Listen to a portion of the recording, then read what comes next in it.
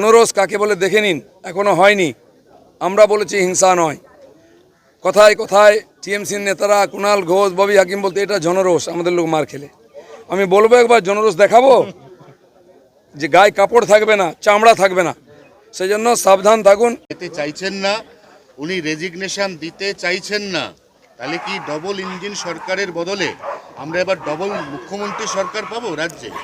দু একদিনের মধ্যে ক্ষমতার নেশা কেটে গেলে চুপচাপ কালীঘাট চলে যাবে। এ পুরোনো অভ্যাস ওনার। হ্যাঁ, না করবো না, দেবো না, তারপর লাইনে এসে যান। পাবলিক গলা ধাক্কা দিয়েছে, এখন কোথায় থাকবে না।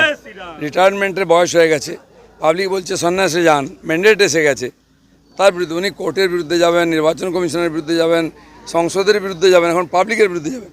জীবনে উনি কাউকে বিশ্বাস করেননি, পাবলিককে বিশ্বাস করেননি, এখানকার ভোটারকে, তাই ফলস ভোট দিতেন।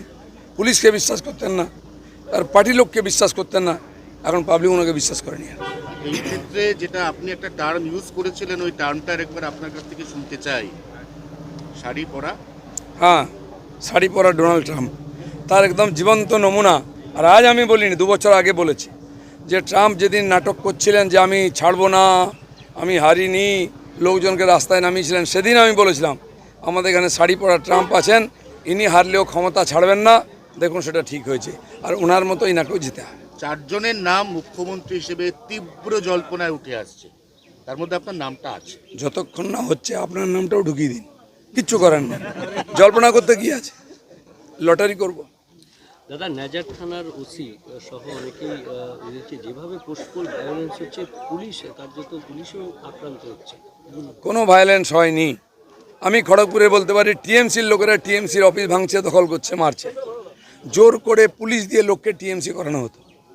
তারা 5 বছর নয় 15 বছর অত্যাচার সহ্য করেছে। জনরোষ কাকে বলে দেখে নিন, এখনো হয়নি। আমরা বলেছি হিংসা নয়। কথায় কথায় টিএমসির নেতারা কুণাল ঘোষ, ববি হাকিম বলতে এটা জনরোষ, আমাদের লোক মার খেলে। আমি বলবো একবার জনরোষ দেখাবো, যে গায়ে কাপড় থাকবে না, চামড়া থাকবে না। সেই জন্য সাবধান থাকুন।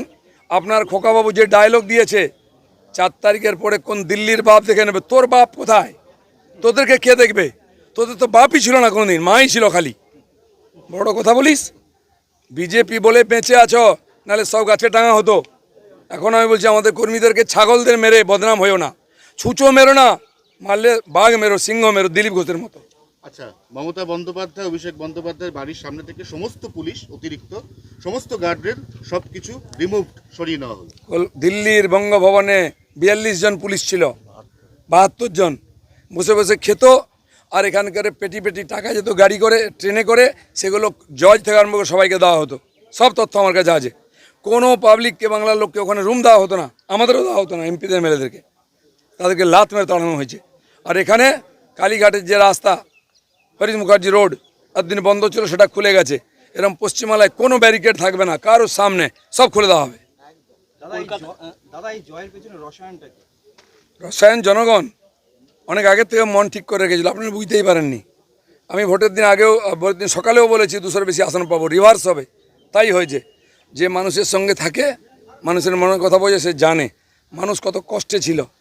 এই মহিলাদের উপর অত্যাচার, এই লুটপাট, এমন কোনো বাংলায় মানুষ নেই যাকে লুট করা হয়নি, অত্যাচার করা হয়নি। সরকারি যোজনার টাকা থেকে আরম্ভ করে জমি, বাড়ি, দোকানপাট সব জায়গায় লুট করা হতো। স্কুলে বাচ্চা ভর্তি করুন, পয়সা দিন। হসপিটালে বয়স্কদের ভর্তি করুন, টাকা দিন। এতে আপনি শ্মশানে যান, সেখানেও টাকা দিন। মানুষ যাবে কোথায়? তাই মানুষ এটা করতে বাধ্য হয়েছে। যেখানে কোনোদিন ভাবিনি জিতবো, সেটা জিতেছি। প্রথম সিট জিতলাম, আমরা কাঁদি, কোনোদিন আলোচনা করা হয়নি, কিন্তু জিতেছি। যখন জনতার খেপে যায়, এরমই করে। সেই জন্য মমতা ব্যানার্জি বুঝতে পেরেছেন জনতার মুড। চলে যান, নাহলে আপনাকে গলা ধাক্কা খেতে হবে। কলকাতা নিউটাউনে গতকালকে একজন বিজেপি কর্মীকে পিটিয়ে খুন করা হলো, তৃণমূল কর্মীরা খুন করলো। সেই জন্য অভ্যাসটা পাল্টান। আমরা 300 জনকে মারার পরে চুপ করে আছি, কিন্তু যদি 1 to 2 করি, তাহলে কতটা লাশ পড়বে? এখনও পাল্টাচ্ছেন না, কিন্তু পাল্টাতে বেশি দিন। দিলীপ ঘোষকে ওখানে দাঁড়াবে, সামনে দাঁড়িয়ে থেকে বাকি যা করাবো। আমি এখনও বলছি, বাধ্য করবেন না। যুদ্ধ শেষ, এবার পরবর্তী ভাবনা চিন্তা কি? শান্তি হবে, শান্তি পর্ব শুরু হবে, উন্নয়ন হবে, নতুন বাংলা হবে। দিলীপ ঘোষকে কি মুখ্যমন্ত্রী পদে দেখা যাচ্ছে? জনরোষ কাকে বলে দেখে নিন, এখনো হয়নি। আমরা বলেছি হিংসা নয়। কথায় কথায় টিএমসির নেতারা কুণাল ঘোষ, ববি হাকিম বলতে এটা জনরোষ, আমাদের লোক মার খেলে। আমি বলবো একবার জনরোষ দেখাবো যে গায়ে কাপড় থাকবে না, চামড়া থাকবে না।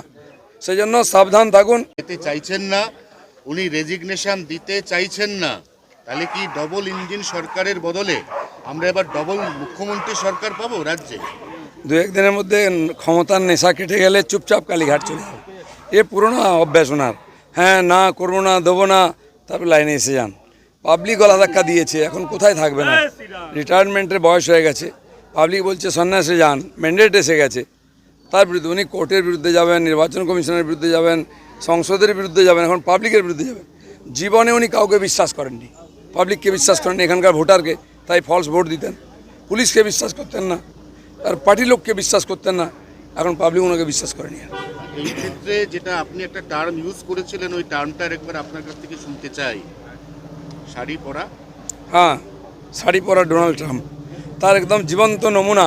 আর আজ আমি বলিনি, 2 বছর আগে বলেছি যে ট্রাম্প যেদিন নাটক করছিলেন যে আমি ছাড়বো না, আমি হারিনি, লোকজনকে রাস্তায় নামিয়েছিলেন, সেদিন আমি বলেছিলাম আমাদের এখানে শাড়ি পরা ট্রাম্প আছেন, ইনি হারলেও ক্ষমতা ছাড়বেন না।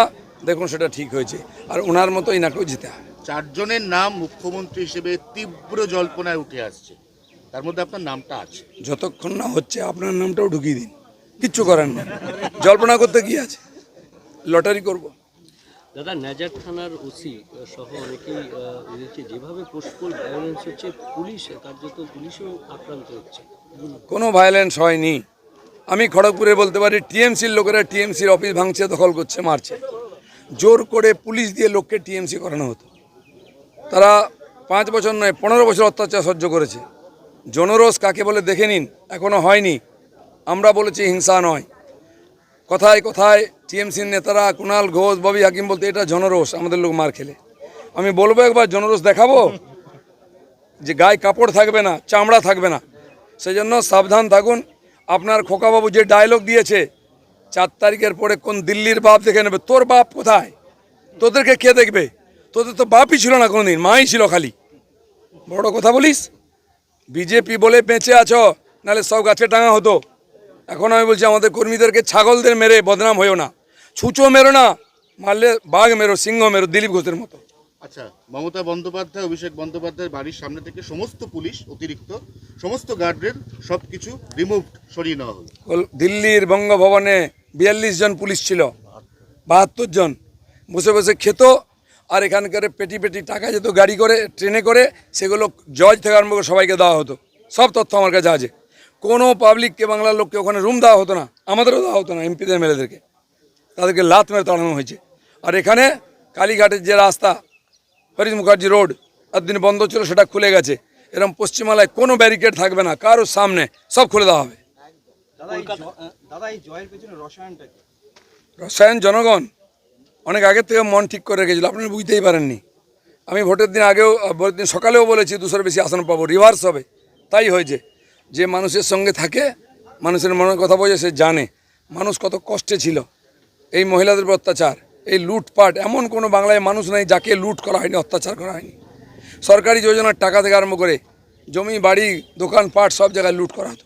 স্কুলে বাচ্চা ভর্তি করুন, পয়সা দিন। হসপিটালে বয়স্কদের ভর্তি করুন, টাকা দিন।